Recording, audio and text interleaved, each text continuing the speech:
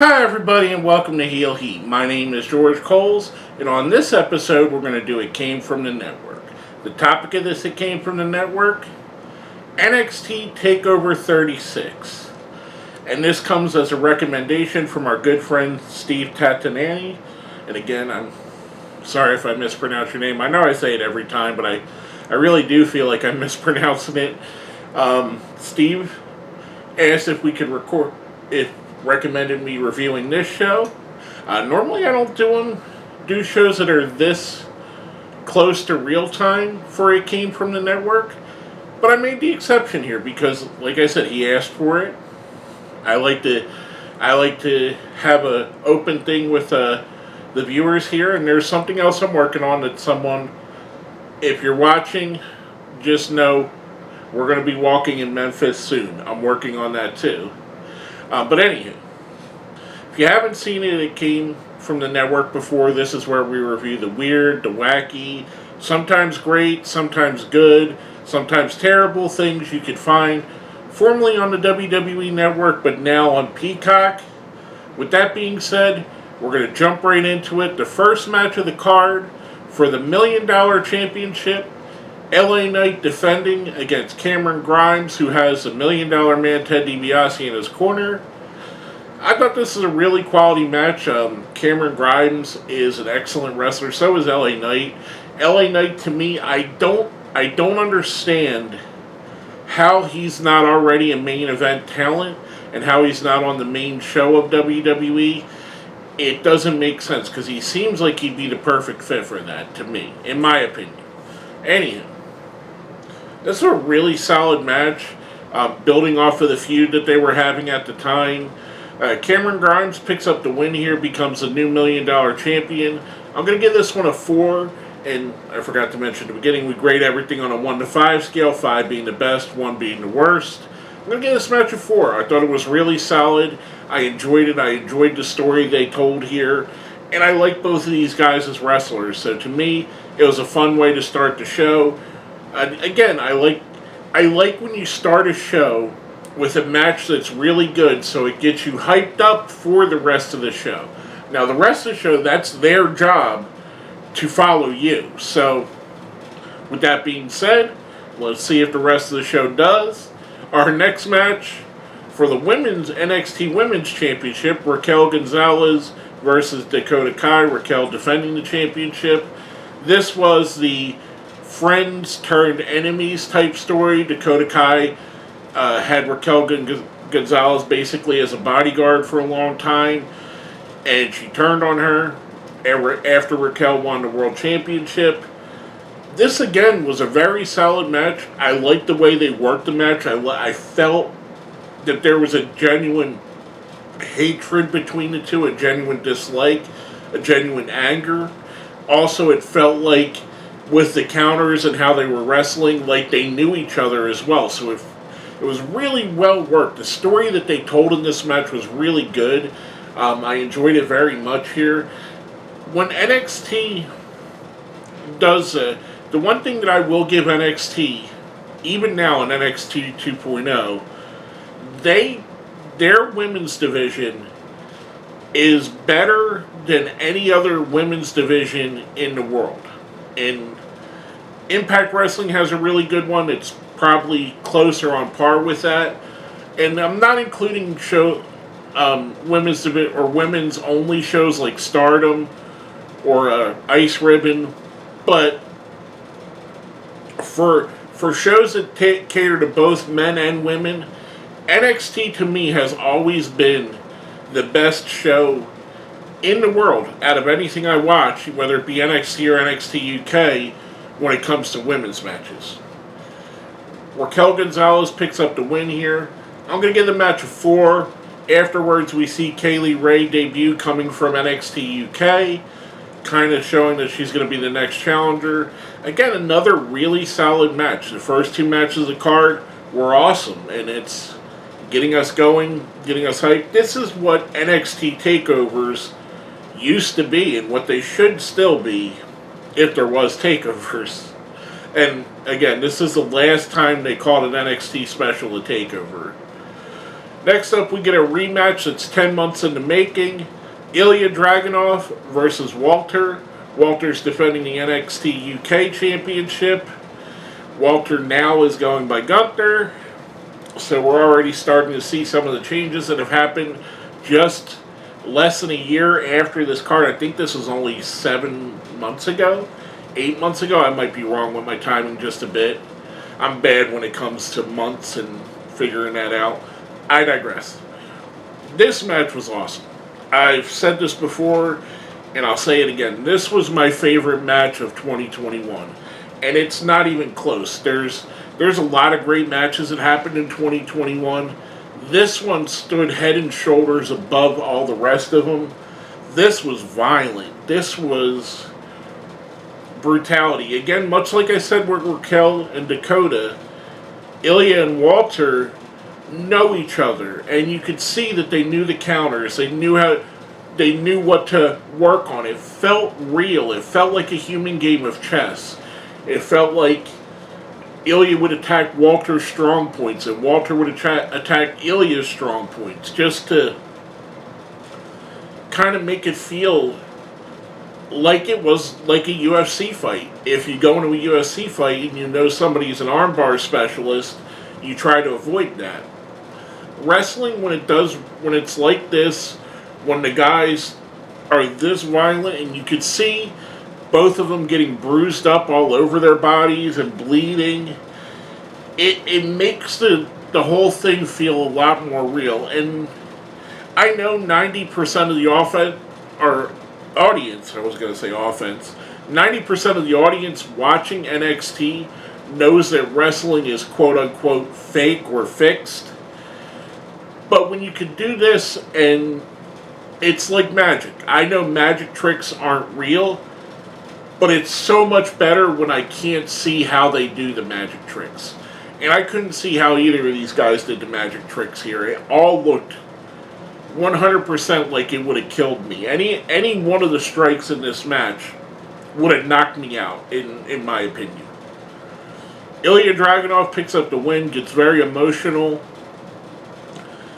And this was just like I said, this is my favorite match of the year last year. I do this, and I've done it occasionally, and I take my cue. The 1 to 5 rating is kind of based off of Meltzer's 5-star ratings. I'm not a person that lives and dies by Meltzer 5 stars. There's a lot of times I disagree with him. There's a lot of times I definitely agree with him. But one thing that I do believe that he's absolutely right, that a lot of people criticize, sometimes it's above and beyond the 5 stars. Sometimes it's better than even the best. That's what I think happened in this case. I'm going to give this match a 6. It is above the scale. This is a match, if I wanted to show somebody that wasn't a wrestling fan what wrestling could be and what wrestling should be, this would be one of the matches that I would show them. I would definitely 100% put this out there, because this was outstanding from beginning to the end. Next up, we have an ongoing theme. Guys that know each other, or wrestlers that knew each other and have since split up. On a 2 out of 3 falls match, we get Kyle O'Reilly versus Adam Cole. Basically a 3 stages of hell match. This is Adam Cole's last match in the WWE, and Kyle O'Reilly isn't much longer for his WWE tenure. Kind of interesting, and I'm going to talk about this at the end, because there's a lot that I want to unpack at the end of this. This was awesome. You start off the first fall is going to be a traditional wrestling match, which kind of gets won pretty quickly when Kyle O'Reilly gets a surprise pin on Adam Cole to put him up 1-0. Then which was the match that Kyle O'Reilly picked. Then we go into a street fight, which is what Adam Cole picked. And you get to see a lot. There's a point where they both grab chains, where they know what each other is doing. Again, I love that. I love the fact that you're not insulting the audience's intelligence. These guys should know each other. They've teamed with each other for more than a decade. They fought against each other for more than a decade. they should know each other's offense and know each other's shortcuts. I thought the second fall was just as good as the first. Adam Cole picks up the win in the second fall. There's a question whether Kyle O'Reilly is going to continue. We get the cage lowered for the third fall, which was decided by William Regal, picked the third fall for this. Cage lowers down. It continues on. It's continuing to be a great match. We get towards the end. Adam Cole handcuffs Kyle O'Reilly to the top rope, or is it the middle?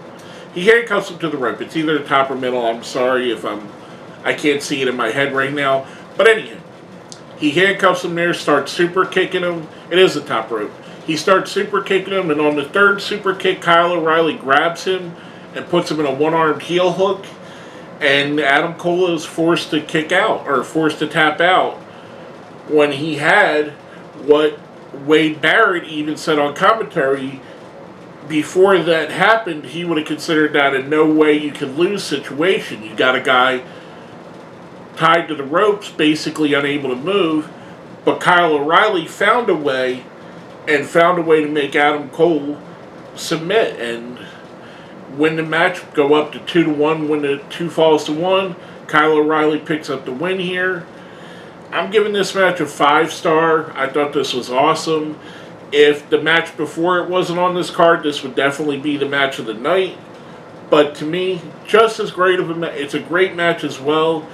A really fun match. Two guys that never disappoint, no matter if they're together or apart. I thought it was great. Then we go into our main event of the evening for the NXT Championship. Karrion Kross defending against Samoa Joe. Again, a very interesting match, and we'll talk about this after. I thought this was a good match. It was a solid match. I don't think, even at the time, I thought this should have main evented. I think Ilia versus Walter should have been the main event. Or Cole and O'Reilly, even though there was no title involved. If you're sticking with the title being involved, I would have main evented Ilia versus Walter, even going into this, not knowing what we see. Not that this was a bad match, but after the 2 matches that preceded it, it felt like a little bit of a letdown, and not in a bad way. The 2 matches before this were so violent and so great that it would have been hard to have anything here and have it be a great match. I thought this was a really good match, probably one of my favorite Karrion Kross matches. Samoa Joe picks up the win here. I'm going to give it a 4. Again, I feel like a little bit of that is based on how it was placed on the card, based on what preceded it. If this would have been on a different card, it may have been a 5. If this would have been placed differently, maybe I would have looked at it differently. But you're coming off 2 of the 5 best wrestling matches of the year last year, or 2 of the top 10 at the very least. Anything you do after that has to be in that level. And unfortunately, no disrespect to the 2, they put on a really good match. It just wasn't up to that level. And that's to me why it gets a little bit of a lesser rating. Now, I mentioned it as we were going through. The one thing that struck me, and I know a lot of people already know, is just how much NXT and WWE have changed. Joe, Karrion Kross, Kyle O'Reilly, Adam Cole, they're all out of NXT. They're all out of WWE now. Cameron Grimes has had a gimmick change. Raquel Gonzalez has had a gimmick change. Walter is now Gunther. Dakota Kai is a little bit different in her gimmick. LA Knight is pretty much turned into being a jobber to the stars type role. So there was a ton of changes on this card, and it's kind of jarring knowing how recent this was and how different NXT is and how different this card is. It's kind of weird and kind of interesting, a nice little bubble. But with that being said, I'm giving the show for what it was, I'm giving a 5 all the way through. Thoroughly enjoying. I enjoyed every single match on the card. Like I said, 2 of the matches on the card are 2 of my top 10 matches of the year. for that alone, I mean, the show gets a 5. I thought it was awesome. I enjoyed every part of it. For it being the last takeover, they went out with a bang. And like they always did with takeovers. Again, I want to say a shout out and a thank you to Steve Tatnani for suggesting this. And if you're this far, you probably watch most of my videos. If you notice, I'm wearing the same shirt that I wore in my video from a few days ago. That's because I recorded both at the same time. At the time of this recording, we're rolling into WrestleMania weekend. I recorded this ahead of time because I like to get a video out every Wednesday and Sunday, and then if I add additional videos, so be it, I add additional videos. But I like to at least keep on that schedule to keep a somewhat working schedule. I like to do a top 10 on Wednesday, and then it came from the network on Sunday. I digress. That's explaining why, if you notice, the Kevin Nash shirt's the same. Anyway, which you probably don't and don't even care. Anyway, please smash the like button, hit the share, comment down here what you thought of the show, subscribe if you haven't, and if you watch this long, if you watched all the way to the end, I know you're a fan of what we're doing here, leave me a comment down here that says changes, so I know that you watched all the way to the end of the show. With that being said, my name is George Coles, and this has been another It Came From the Network.